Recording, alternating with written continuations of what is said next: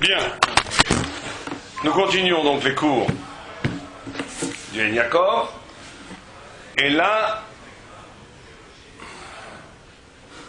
nous allons étudier un texte classique. Excusez-moi.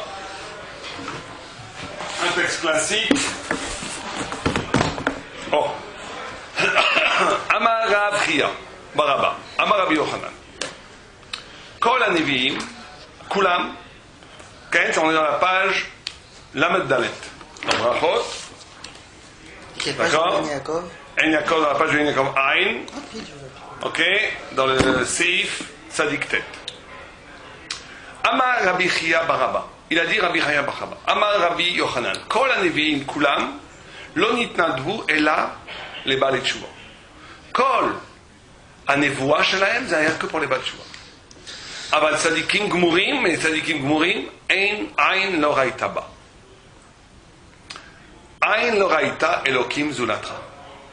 Un propos tout à fait étonnant, qui nous dit que toutes les nechamot, tout ce qui a été dit, tout le degré de révélation qui a été révélé dans les prophètes, n'a été révélé que pour les repentants.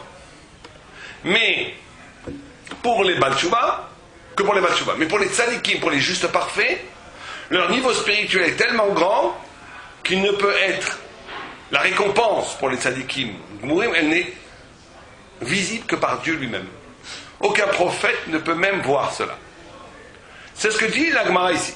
La Gemara dit, mais c'est une marloquette, c'est une discussion chez les sages, puisque la Gemara dit, mais pliga de Rabbi Abaou. Et c'est une discussion, cette proposition-là est en discussion avec Rabbi Abaou. Ya. Pourquoi? Rabbi Abaou a dit exactement le contraire. Mais makom chez Balei Tshuva omdim, en tzadikim gmurim omdim.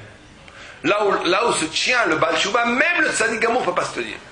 Shneimar, comme il apporte un pasuk, d'accord, dans Yoshua, shalom shalom, non, de Yishia, Ken shalom shalom les rachok les karov les rachok beresha. Il y a écrit, Dieu il dit shalom paix au lointain et au proche. Donc celui qui était lointain beresha. Ve'adar les karov. Et après il parle du karov, du proche. Rabbi Yochanan omer lecha ma rachok rachok bi'avera. Rabbi Yochanan il dorèche le pasuk différemment. Il dit c'est quoi le rachok? C'est celui qui est rachok de la avera. Milikava. Ok? Mais c'est quoi le karov? Karov et avera, venitrachet mimena ashta. C'est plus dur de s'éloigner de la avera lorsqu'on est proche. En tous les cas, ici une discussion. Une première vue qui dit que toute la récompense, les nechamot, les consolations qui ont été formulées par les prophètes ne s'adressent qu'au Baal Tshuva parce que les récompenses qui vont être données aux tzadikim gmurim, elles ne sont pas mesurables par l'esprit humain, fut-il prophète. Ça, c'est la première proposition, okay? C'est Rabbi Chia Baraba. On dit que cette proposition de Rabbi Chia Baraba, elle se contredit ce qu'a dit Rabbi Abaou, puisque Rabbi Abaou lui considère que le Baal Tshuva est plus grand que le tzaddik parfait. On va voir pourquoi. Alors pourquoi d'abord la première proposition? Pourquoi est-ce qu'il y aurait une différence de mérite entre le juste parfait et celui qu'on est ici dans la vieille discussion, qui est plus grand? Quelqu'un qui est resté toujours dans le bien, ou quelqu'un qui a fait le mal et qui a fait tchouba du mal et qui est devenu bien? Qui est plus grand? Donc on a cette discussion. Alors voyons ce que dit le Maharsha. Le Maharsha dit comme ça. Ok? Kol HaNevi'im, ela leba'alei teshuvah. Shekoach hagashmi vegufani gavar ba'em. כן? ולא יהיה להם רק שכר גופני וגשמי. מה שאין כן צדיקים גמורים, שיזכו לשכר גדול רוחני, עין לא ראית בה. Le Maharsha dit quelque chose incroyable. Il dit parce que le Baal Tshuva, il a succombé dans sa vie au péché de la chair, de la matière, et donc quand il fait tchouva, toute sa tchouva, toute sa repentance est liée au fait qu'il a vaincu la chair, qu'il a vaincu la matière. Donc c'est ce genre de récompenses qui ont trait à la victoire de la matière sont envisageables par l'esprit humain, par le prophète. Machéen pour ce qui n'est pas le cas pour le tzaddik gamour, qui lui est entré directement dans la sphère spirituelle, qui n'est pas envisageable ni compréhensible Pour le moment, on va expliquer les deux mouvements. Premier mouvement, ça va comme ça. Ici, on nous dit, d'après cette vue-là, on voit qu'il y a une vue opposée, mais d'après cette vue-là, la tchouva, la repentance, le retour à Dieu, le retour à la Torah, n'est pas une naissance, c'est pas comme une conversion, c'est pas une nouvelle naissance. C'est une victoire. C'est une victoire sur la passion. Mais cette victoire sur la passion, elle va la passion même vaincue va déterminer la nature de la victoire. C'est ça le grand sphare de Rabbi Abaou, de Rabbi Chia. En d'autres termes, si quelqu'un a plongé dans la faute, si quelqu'un a fait des avérotes, alors même s'il se sort de ces avérotes, même s'il fait tchouva, tchouva gmoura, tchouva totale, repentance radicale, de toute façon, la tsura, la forme de sa spiritualité, va être modelée par son retour. Et donc même la nature de sa spiritualité, de son lien à Dieu, va être modulée par le fait qu'il a fait des avérotes. Et donc ça va empêcher, sa spiritualité sera toujours en rapport avec le mal, avec ses fautes. Et donc ça va donner à sa spiritualité une petite amplitude. Ça va empêcher la spiritualité d'avoir une immense amplitude. Le paradis nous dit que la différence entre le rachat et le rachat qui a fait tchouva et le tzadik gamour, c'est que le rachat qui a fait tchouva, il est double. Il a deux visages. Il a son visage aujourd'hui comme tzadik, et il a le visage comme il était comme rachat. Il s'est déjà envisagé comme quelqu'un qui n'écoute pas Dieu. Donc il vit avec une double identité. L'identité de quelqu'un qui a fauté et l'identité de quelqu'un qui est fidèle à Dieu. Et ces deux identités, et donc son identité qui est fidèle à Dieu, elle-même est moukbelet. Elle est elle-même limitée, définie, ciselée par le fait même qu'il a fait des fautes. Et donc c'est très important comme idée. C'est-à-dire qu'on nous dit ici l'idée que la spiritualité d'un repentant, la Ruchnius d'un Baal Teshuvah, c'est une Ruchnius qui a l'empreinte des fautes, même dans son côté positif. Parce qu'il est double. Et parce que son côté positif est toujours une lutte contre le mal qu'il a lui-même incarné. Donc il est limité dans le combat du bien et du mal, il ne peut pas atteindre, à moins que lui-même devienne Tzaddik, on va voir ça en 2 minutes. Mais en tous les cas, en tant que Baal Teshuvah, en tant que spiritualité de Baal Teshuvah, on parle ici. Il est évident qu'un Baal Teshuvah peut devenir un Tzaddik Gamour s'il devient autre. Mais là, ça demandera un processus de nouvelle naissance, comme de conversion, de guéroute. Quelqu'un peut tellement se coller à Dieu, que sa spiritualité n'est plus du tout liée au déni de ses fautes.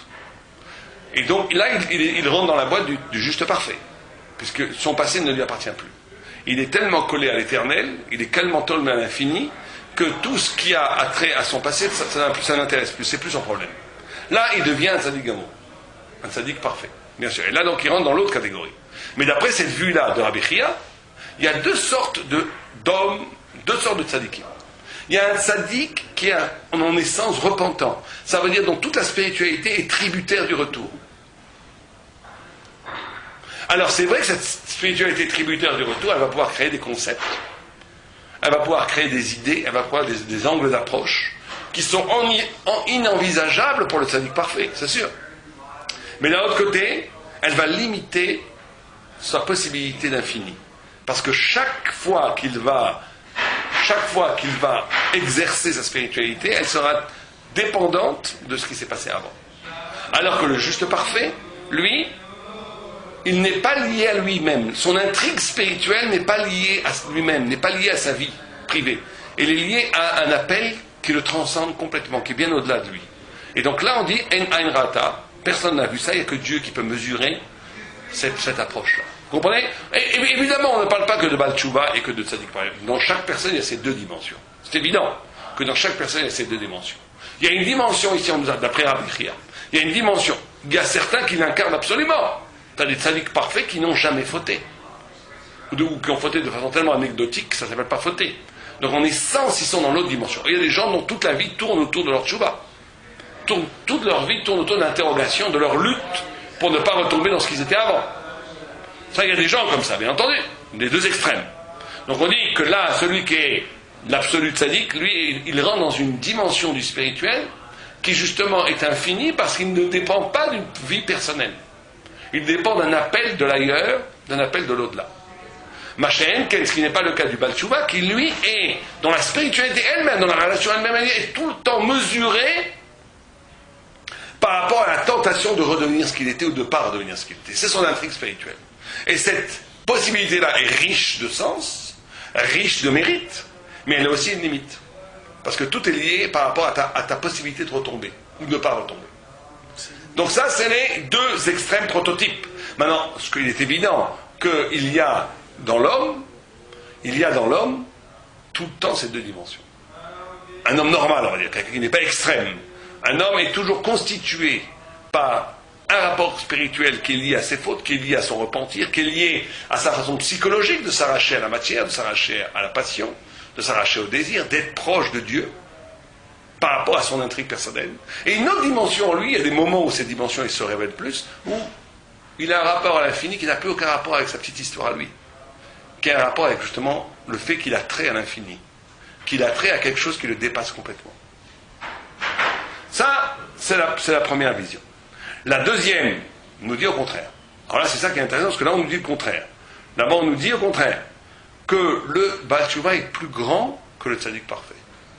Et pour deux raisons, disent les commentateurs ici. Une première raison, c'est parce que il a un mérite d'avoir pu s'arracher de s'arracher au mal. Pour trois raisons. Deuxième raison, il connaît le mal. Donc cette connaissance du mal lui donne en négatif une chokhma supérieure à quelqu'un qui ne connaît pas le mal.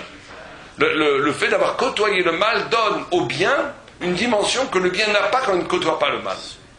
Et troisième dimension qui sont dites ici par les commentateurs, par le Marsha, surtout par le côté, par le Rif, par le Etz Yosef, c'est de dire que le tzaddik ne saura jamais s'il peut s'arracher au mal, une fois qu'il est tombé. Il n'est jamais tombé dedans. Il a le mérite de n'être jamais tombé dedans. Mais s'il était tombé dedans, est-ce qu'il aurait pu s'en arracher? On ne sait pas. Alors qu'un Baal Tshuva, il est tombé dedans, il a fait la preuve qu'il pourrait s'en arracher. Donc le Baal Tshuva a montré une liberté par rapport au mal que le tzaddik ne montre pas, puisque le tzaddik, le rachat, qui était complètement englué dans le mal, a montré que l'homme est libre par rapport au mal, puisqu'il peut s'arracher par sa tchouva du mal et devenir bien. Ça, c'est une démonstration de la supériorité du bien par rapport au mal, de la liberté du bien par rapport au mal, qui n'est pas incarnée par le tzaddik, qui est incarnée par le rachat. Par le rachat qui a fait tchouva, par le Baal Tshuva. Donc ça, on est exactement dans l'optique contraire. Là, on est dans l'optique de Rabbi Abaou, qui dit dans l'endroit où se tiennent les Baal Tshuva, même les justes parfaits ne peuvent pas se tenir, parce qu'ils ont un mérite immense. Ils ont un mérite immense par rapport à ces trois dimensions. Un, ils ont le mérite d'avoir fait tchouva, que n'a pas le tzaddik parfait. Deux, ils ont côtoyé le mal, et ce côtoiement du mal permet de développer des angles, des perspectives de sens, de donner un sens, de dire, comme quelqu'un disait, comme le Harizal disait comme ça, il disait, il y a un midrash qui dit que Dieu a pris la vérité et l'a jeté sur terre. Et le midrash dit, Emet me'eretz tismach. Emet me'eretz tismach. Quand Dieu a pris la vérité et qu'il l'a jetée sur terre, les anges ont dit à Dieu, mais pourquoi est-ce que tu prends la vérité qui est magnifiquement noble, qui est la vérité en le sens, elle fait partie des mondes supérieurs. Pourquoi tu l'as pris et tu la jettes sur terre? Est-ce que tu m'es vasé ton sceptre? Tu m'es vasé ton sceptre. Le sceptre du roi. Le symbole de la royauté, tu le dénigres en le jetant sur terre. Et Dieu a répondu, que la vérité croisse de la terre. Ça veut dire que, comme dit le Harizal, la vérité ne peut dire que la vérité. La vérité qui va côtoyer le mal va dire la vérité, mais elle va dire aussi la vérité du mensonge et du mal. Et donc ça va être une vérité décuplée en elle-même, puisqu'elle va soutenir en elle-même l'écart de la possibilité du mensonge, et elle va dénoncer dans l'expérience du mensonge elle-même, et dévoiler dans l'expérience du mensonge elle-même, que le mensonge lui-même n'est qu'une face dénaturée de la vérité. Que c'est en vérité, l'homme a la possibilité, parce que l'homme a été créé libre, et donc dans l'homme, en essence, il est libre. Donc le mensonge et le mal n'est qu'une des manifestations de cette liberté. Simplement mal employée. Mais elle est une manifestation. Or, quand la vérité comprend cela, elle donne au mal, elle éclaire le mal comme dans l'économie générale de la création, comme un des éléments totaux de la vérité. Non pas qu'elle justifie le mal. Tu ne peux jamais justifier le mal. Mais quand tu comprends le mal et quand tu comprends la possibilité du mal, donc la vérité à ce moment-là, elle s'est enrichie par le fait même qu'elle va développer des concepts qui vont dire la vérité du mal. Ce qui était absolument impossible quand une vérité ne contient pas le mal. Et donc il va y avoir une amplitude une amplitude du vrai qui n'était pas possible tant que la vérité n'était qu'en elle-même, quand le bien était quand le bien. Quand le bien restait entre gens de bien, si vous préférez. Et donc c'est ça que le Baal Teshuva existentiellement porte en lui. Il a la possibilité de dire que son passage du mal au bien, son passage du Racha au Tzadik, elle va donner un sens, il va pouvoir donner un vrai Baal Teshuva, c'est quand un Baal Teshuva, il va donner un sens à sa chute. Quand il sera capable de dire pourquoi il a chuté, et comment, au fond de la chute, c'était nécessaire de s'en sortir. À ce moment-là, il a dénudé le mal, il a démasqué le mal, il a montré que le mal n'avait aucune envergure, que le mal n'avait aucune valeur. Et donc il a donné à la vérité un gage de supériorité par rapport au mensonge, il a donné au bien un gage de supériorité par rapport au mal qui est infiniment plus grand que celui qui affirme le bien dans sa position de bien. Ça, c'est la grandeur du Baal Teshuva. C'est qu'il porte existentiellement la possibilité de transformer le mal en bien. C'est pour ça qu'il y a écrit que le Baal Teshuva qui fait la Teshuva, amour, par l'amour. On dit ici quelqu'un qui fait Teshuva par amour. Pas par intérêt, même par peur. Par amour. Par amour de la vérité, par amour de Dieu. Celui-là, il va transformer ses avérotes en mitzvot. Écrit la Gemara en notre endroit. Il va transformer ses shgagot, il y en a qui disent les shgagot en srouyot, il y en a qui disent même ses donot en srouyot. Pourquoi ? Parce que maintenant, chaque fois qu'il fait une mitzvah, ces avérotes-là, ces mitzvahs, elles prennent une dimension supérieure grâce aux avérotes qu'il a fait avant. Alors, il est plus grand que le... Donc ça, c'est la vue qui pense qu'il est plus grand que le Baal Teshuva parfait. Vous voyez qu'il y a une discussion ici. Et donc ce qui est intéressant, c'est ça. C'est qu'en réalité, la discussion, elle se pose sur deux différentes perspectives. Si tu vois l'homme par rapport à lui-même, on va essayer de réduire la discussion. Parce qu'en réalité, on va dire, c'est évident que si quelqu'un ne vit sa tchouva, ne vit son rapport à Dieu que par rapport à sa tchouva, ne vit ses mitzvot que par rapport à ses tentations, c'est petit comme niveau. C'est petit. Ça veut dire quoi, c'est pas compris. Quelqu'un qui est Baal Teshuva primaire, on va dire, de base. Ça veut dire que lui, tout ce qu'il fait, c'est quoi ? C'est par rapport... Tous ces actes positifs, c'est une tentative continue de s'arracher au mal où il était. Si tu restes à ce niveau-là. Parce qu'il est toujours susceptible de retomber. Donc tout son effort, il n'est que centré que la visée de ses efforts, c'est toujours ne pas redevenir ce qu'il était. Donc ça veut dire que quelque part, il a encore ça. Il fait tout le temps des efforts de s'extraire à l'aimant naturel qui l'amène vers une nature dévoyée qu'il a incarnée existentiellement dans sa vie. Si sa spiritualité se limite à ça, c'est méritant. C'est tout à fait méritable, c'est méritant. Mais ça ne peut pas aller très haut. Ça ne peut pas aller très haut parce que toute sa spiritualité est liée à lui. Là, on est d'accord que le juste parfait, qui n'a jamais côtoyé le mal, a une liberté spirituelle, une envergure spirituelle que n'a pas le Baal Teshuva. Ça, c'est le premier versant du texte. Le dernier versant du texte, c'est quand la personne, justement, utilise, et ça, c'est la grandeur, utilise cette conjoncture qu'il a lui-même côtoyé et flirté avec le mal, pour transformer cette conjoncture en une accélération du processus spirituel. En disant, c'est Adraba, de cette faiblesse, je vais faire une force. Et ça c'est la grande différence dans la vie d'ailleurs. Comment tu vis les choses ? Est-ce que tu vis victime des choses ? Est-ce qu'une faiblesse est l'occasion d'être faible ? Est-ce qu'une faiblesse est là comme une condamnation perpétuelle à ce que tu es ? Ou est-ce qu'une faiblesse est là, au contraire, pour montrer comment au cœur même de cette faiblesse, il y a l'opportunité d'un extraordinaire challenge. En d'autres termes, maintenant, moi, prenons cet exemple-là. J'étais quelqu'un, il faisait, par exemple, je sais pas moi, il faisait les faux. Que dit par exemple David Ameller ? David Ameller, il ne dit pas « je prie Anit Fila ». Mon corps est tefila. David Ameler venait de route. Donc lui, c'est pas un Baal Tshuva, c'est un Baal Tshuva par rapport à Bathsheba, mais par rapport à cette proposition, disons que c'est un Baal Tshuva dans l'essence de la chair. Puisqu'on dit qu'il venait de route, hors route c'est Moab, hors Moab, c'est là, nous dit le Gaon de Vilna, c'est les 49 portes de la Touma, c'est la Gamatria 49, c'est-à-dire que c'est toute la Touma sexuelle, on va dire, pour ne pas dire les choses autrement, c'est tout l'inceste, l'attrait sexuel, c'est Moab. Or, c'est la sensualité dévoyée, Moab. C'est vraiment ça, Moab. C'est pour ça qu'il y a 49 chars et Touma. Tout était à Moab. Toutes les perversions sexuelles qu'on connaît aujourd'hui étaient à Moab, puissance 10. C'était la civilisation de la perversion sexuelle. Or, le Messie vient de Moab, par sa mère. La mère en plus. Par sa mère. Or, par Ruth. Par son arrière-grand-mère.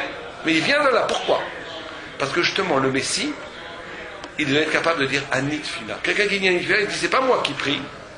Tout mon corps est une prière. Tout mon corps est une prière, c'est quelqu'un qui a été capable de transformer la nature sensuelle du corps, qui est portée vers le désir animal, d'être capable de transpercer ça en amour physique, mystique de Dieu. Tu comprends? Ça, c'est le Messie. Le Messie, c'est celui qui est capable de transformer la malchoute, le mal. La malchoute, ça veut dire les forces terrestres, en un aimant céleste, en un cantique céleste. C'est ça que fait le Messie. Le Messie, c'est celui qui est capable de transformer le désir animal pour la chair en désir de Dieu. C'est ça le Messie. C'est ça le Baal Tshuva. Ça, c'est le Baal Tshuva qui est supérieur au tzaddik parfait. Parce que lui, il est capable de donner une dimension. Un juste parfait va prier. Et il va trouver une envergure infinie de sa prière. Mais il ne pourra jamais transformer son corps en pure célébration de Dieu. Vous dites qu'il n'y a pas de marloquette alors? Oh, alors moi j'essaie de dire qu'il y a une marloquette. Simplement, c'est deux points. C'est deux points. L'un il parle de ça, l'autre il parle de ça. Oui, mais c'est deux points. Et qu'est-ce qui caractérise le plus le Baal Tshuva? Est-ce que ce qui caractérise le plus le Baal Tshuva, c'est le fait qu'il est prisonnier de son intrigue de retour?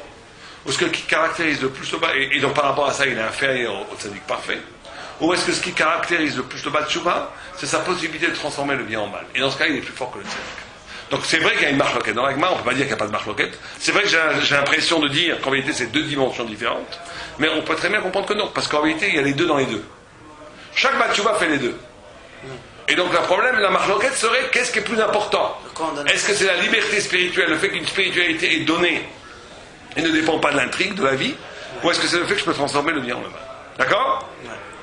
Oh. Et donc on a cette discussion qui traverse ici le Talmud. Oh, la Gemara continue. Amarafri, Abaraba, Amarabi Yochanan. Kol Haneviim, tous les prophètes, l'Odidvaou, ils n'ont pas toutes leurs prophètes, leur Neviou, toutes leurs prophéties. Et là, les Yamot HaMashiach. Parlez du Yamot HaMashiach. Aval le'olam haba, ayn lo raïta Elokim zulata. ופלוגי עד שמואל, דאמר שמואל, אין בין עולם הזה לימות המשיח, אלא שיבוט גלויות בלבד. שנאמר כי לא יחדל אביון מקרב הארץ. Ok? Ici, on nous dit encore une autre proposition, que toutes les prophéties n'a prophétisé que par rapport au temps messianique, mais pas par rapport au monde futur après la mort. Certains disent le monde futur après la mort, simplement dit le monde qui aura après le temps du Messie. En d'autres termes, toute la prophétie, toutes les prophéties qui parlent du futur ne parlent que du futur messianique. Ils ne parlent pas du futur du Olam Haba. Vous pouvez expliquer la différence entre le futur? Alors, qu'est-ce que c'est Olam Haba? Là, il y a des discussions. On va dire un truc très simple, ou le monde après la mort, Ça, ou le monde après la mort, c'est Olam Haba. Après la mort, après notre mort. Après notre mort, ou bien le monde après la mort du temps, après l'histoire, après la fin des...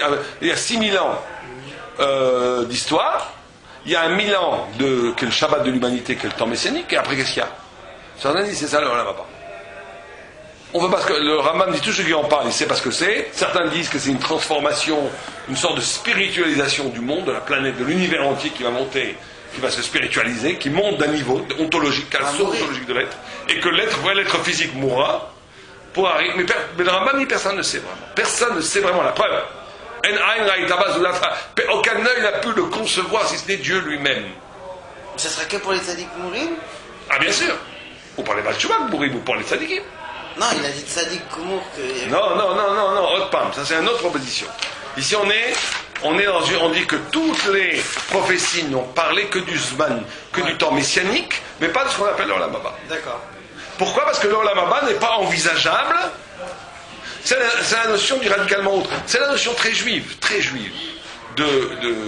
d'allergie à toute idolâtrie idéologique, en croyant, comme je ne veux pas nommer des religions, mais qui croient toujours pouvoir faire une projection complètement enfantine de notre dimension physique vers les mondes spirituels. La loi elle te dit, après la mort, c'est une dimension que tu ne peux absolument pas concevoir. C'est pas à peine d'essayer de la concevoir, c'est inconcevable. C'est inconcevable. Inconcevable. C'est quelque chose d'au-delà de l'être. Donc toute notre pensée, elle ne parle que d'être. On peut le pressentir, mais on ne peut pas le concevoir. Pressentir, ça veut dire qu'on peut sentir avant les mots cette dimension-là. Dans Shabbat, par exemple, Shabbat, on dit Me'ein Olam Haba. Shabbat, c'est Me'ein Olam Haba. Il y a un moment donné une expérience véritablement, une ruchnius de Shabbat, une élévation de Shabbat, où à un moment tu sens le tam de l'éternité, de l'infini. Mais tu peux pas en faire des concepts, tu peux même pas le dessiner, tu peux jamais le concrétiser. Tu sais qu'il y a quelque chose qui est un ordre infiniment supérieur à tout ce que tu connais, qui s'éprouve un petit peu Shabbat. 1/60e, dit le Harizal. Directement. Mais Ein Olam Haba, c'est 1/60e. C'est 1/60e du Olam Haba. C'est quoi 1/60e? C'est pas tu fais 60 Shabbat et Olam Haba. 60 fois mieux. Non, c'est la notion de Shishim, c'est la notion de Tam. Comme jusqu'à Shishim, c'est Batel et Shishim. D'accord? Il y a une halakha, d'après la Kashrut, que si tu as 60 fois la quantité d'un aliment, l'aliment est annulé. Tu as du cochon qui tombe dans une marmite, 1 kilo de cochon qui tombe dans 60 kilos de soupe, tu peux enlever le cochon et laisser dans 61 kilos de soupe. Donc tu as là, tu as plus, parce que tu as 60 fois plus. Non, dans 60 kilos. Donc 1/60e dans 60 kilos de soupe, c'est rien. Pourquoi? Parce qu'on dit que le tam, le goût ne se pachette, ne s'étend que jusqu'à 59. Tu peux le goûter, mais après. Donc on te dit 1/60e, ça veut dire qu'il y a 59. Donc c'est la limite du goût. Tu comprends la limite du goût? C'est ce que tu peux à peine sentir. C'est ça qu'on te dit. Shabbat, tu peux à peine sentir l'infini. Mais tu peux le sentir. Non, je veux dire que c'est 60 fois plus, c'est pas un problème de dire ça. Alors, tu sens plus. Tu sens plus rien. Non, mais quand je dis que le... Non, parce que c'est une courbe... c'est une courbe exponentielle. C'est pas... c'est que la différence de goût entre... Quand tu as un tout petit goût d'infini, si tu fais 60 fois plus, tu n'auras pas l'idée. Parce que si c'est 2 fois plus, c'est déjà énorme la différence. Si c'est 3 fois plus, c'est énorme. C'est une courbe exponentielle. Donc après, ça n'a plus rien à voir. C'est pas le tout petit goût fois 60. Voilà, c'est pas 3 fois... C'est pas 60 fois petit. C'est que le fait que ça soit divisé par 60, ça devient à peine perceptible. C'est la notion d'à peine perceptible qui est donnée quand on dit 1/60e. C'est ça le pshat d'1/60e. C'est la notion que c'est à peine perceptible. Donc on te dit à peine perceptible. Donc Shabbat, tu peux. Mais ce qui est important, c'est que ce n'est pas définissable. Que c'est même pas exprimable. Que c'est une expérience intérieure. Les gens le vivent. Ceux qui savent, ceux qui ne savent pas. Il y a des choses dans la vie où tu sais pas, c'est même pas la peine de discuter. C'est même pas la peine de discuter. Parce que d'en discuter, c'est déjà une profanation du sujet. Il y a des choses, il y a des fois des gens, il ne faut pas leur parler. Ils te disent, ouais, Shabbat, on mange, on dort, c'est une belle expérience familiale. Bon, il n'y a plus rien à faire. Tu dis, d'accord. Tu peux rien dire à ces gens-là. Il y a quelqu'un qui ne sont pas shayach à la Ruchnius. Tu ne vas pas leur expliquer avec leurs termes à eux, qu'est-ce que c'est la Ruchnius. Pourquoi? Parce que tu peux pas. Parce que c'est une profanation. Il faut leur dire, il faut les laisser là où ils sont. Il faut les initier. S'il faut pas, il faut les éveiller, si tu peux. Il faut les éveiller à une autre dimension quand même. Mais si le mec il voit tout dans la vie KSF, il croit que tout est argent. Alors tu vas lui expliquer que la Torah c'est bien parce qu'on gagne de l'argent avec la Torah, c'est pas bon, c'est un crime de la Torah. Dis-lui oublie. T'es pas capable d'écouter ce que c'est la Torah. T'es pas capable d'écouter ce que c'est la Torah. T'es pas capable, fais tchouva, tu t'ajoutes, tu seras capable. Il faut les éveiller. Il faut enseigner. S'il peut s'éveiller, s'éveiller. Mais il ne faut pas expliquer tout le temps de réduire toute dimension spirituelle en une explication pragmatique et petite. Il faut être capable de donner à l'autre le 1/60e. Ça oui, tu peux. Donc on nous dit, ce qui est envisageable, c'est le messianisme. Le messianisme est comme tikkun politique de l'univers, de toute la planète, Ça oui, ça veut dire que c'est l'éruption, la déchirure du tissu de l'histoire et l'éruption du village messianique, c'est vers ce qu'a tendu l'histoire. Donc c'est Shayar. Toutes les grandes révolutions, tout ce que l'homme a tendu vers, c'était en vérité un espoir messianique, tout le temps avorté, puisque le messianisme ne peut venir que de Dieu. Mais on ne peut pas ne pas reconnaître que dans les révolutions françaises, que même dans la révolution bolchevique, que même dans la Grèce, dans Rome, dans toutes les civilisations, même dans le christianisme, avec toute la Touma que ça implique, mais qu'il y a eu une recherche messianique, c'est évident. Ça veut dire qu'une recherche messianique, ça veut dire deux choses. La justice universelle et l'apparition de Dieu dans le monde. C'est les deux choses que l'homme a assoiffé à rechercher depuis 4000 ans, 5000 ans, 4000 ans, maintenant 3000 ans, on va dire. L'homme recherche la perfection qu'il a perdue. Ça peut être évoqué par les prophètes. Par contre, cette dimension qui est de l'ordre de l'origine, même de l'âme, qui est d'après la mort, c'est une dimension inaccessible. Et on n'a même pas le droit d'en parler. Tu tomberais dans l'idolâtrie. L'idolâtrie ou la bêtise d'une projection anthropomorphique vers une projection humaine. Comme de croire que le paradis, c'est des vierges qui t'attendent après la mort. C'est complètement ridicule. Ça veut dire que c'est une projection de la matière dans le spirituel. Ça, c'est l'idolâtrie. Et là, on te dit, attention. Alors, pourquoi est-ce qu'on a le concept de Olam Haba, qui est partout, qui traverse la vie juive? À la limite, tu fais tout pour l'Olam Haba, même si tu fais les choses d'Ishma. En réalité, les gens étudient des œuvres parce qu'ils savent très bien qu'ils touchent à l'éternité. Parce que c'est une façon de vivre sa vie au crochet ou à proximité d'une chose qui est de l'ineffable. C'est ça la différence entre un vrai tzaddik et un rachat. C'est qu'un vrai tzaddik, il est prêt à prendre le risque, le pari, de vivre sa vie à côté de l'ineffable. Ah, tu me dis, mais aujourd'hui, je ne peux pas t'expliquer. Celui aujourd'hui qui a l'argent, qui est dans le politique, qui est dans l'efficacité, on a l'impression que c'est lui qui s'esquive de quoi il fait, et l'autre, il plane complètement. Tu dis, non. C'est l'impression, c'est le privilège du Olamazé. Mais c'est 70 ans face à des milliards d'années. Qui est le vrai winner, le vrai gagnant? C'est celui qui a misé sur les milliards d'années, pas sur les 70 ans. C'est ça le vrai choix. Le vrai choix ontologique de l'homme. Qui te dit que tu vas l'avoir, là? Tu l'auras peut-être pas, mais au moins tu as essayé. Et même, il faut arriver à un niveau que tu ne sais même pas pour ça que tu le fais, c'est pas pour l'avoir. Tu le fais parce que c'est l'essence même de l'homme.